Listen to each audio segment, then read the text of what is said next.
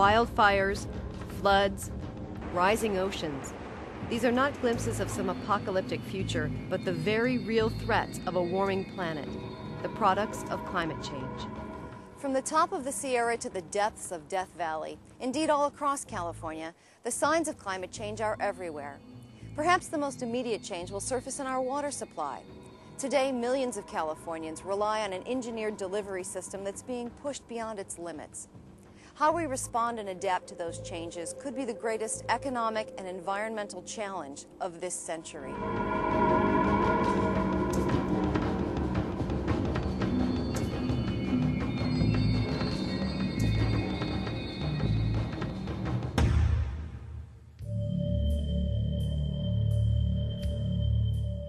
There is no doubt the world and California are warming. There's a very complete picture and lots of independent lines of evidence which indisputably point towards a warming climate. I don't think there's any disagreement about that.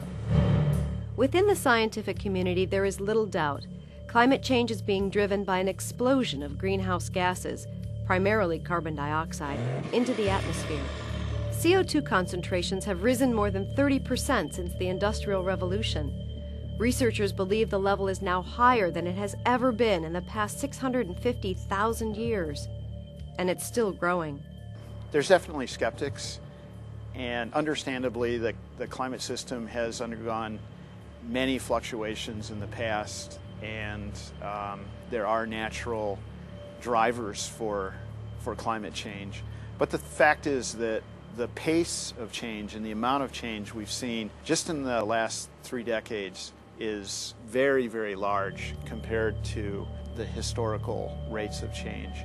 What we have is a big freight train that is approaching us, and we need to prepare.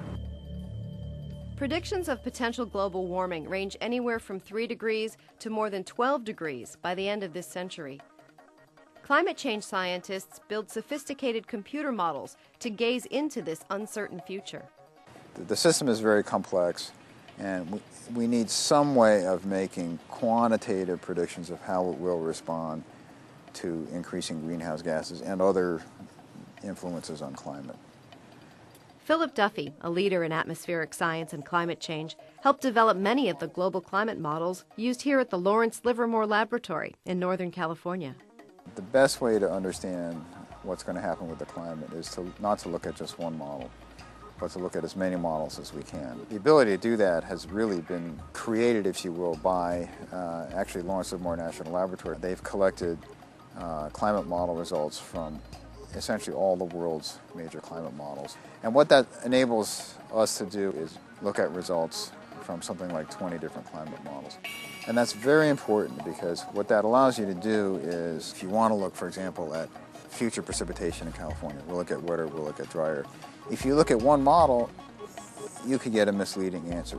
If you look at 20 different models, you can see, these and the increasing temperatures in California are an example of that. We've seen evidence of climate change primarily through our temperature record, most notably through the minimum temperatures, where we've noticed over the past century that our minimum temperatures have climbed well over 1 degree Fahrenheit, and that trend is continuing. More than half the rise has occurred since the 1970s. The strongest signals appear where it would normally cool off, at night, in winter, and at higher elevations.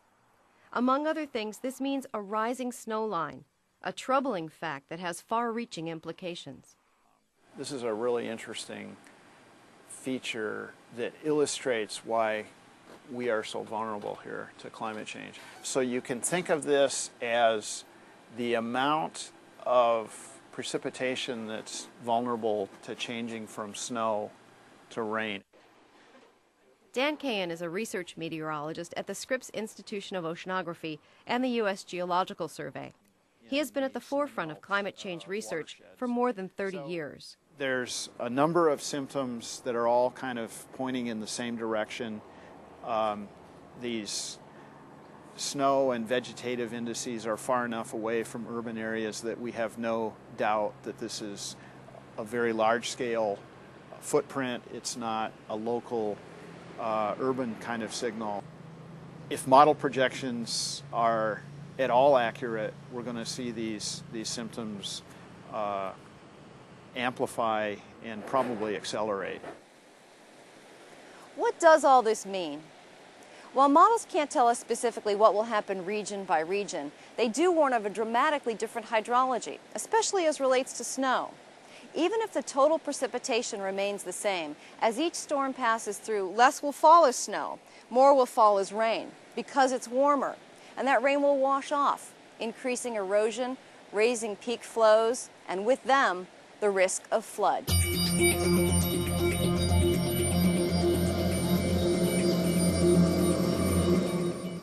I think it's clear that there will be a tendency for increased flood risk in California. There certainly will be higher river flows in wintertime. The other thing that happens as the atmosphere warms, it can hold more moisture. The possibility of more intense amounts of precipitation in a short period of time increases. So both of those tend to point towards more intense precipitation and higher peak river flows and therefore higher flood risk. But there could be an even more dire consequence of warmer winter storms. A higher snow line means less snowpack, less water naturally stored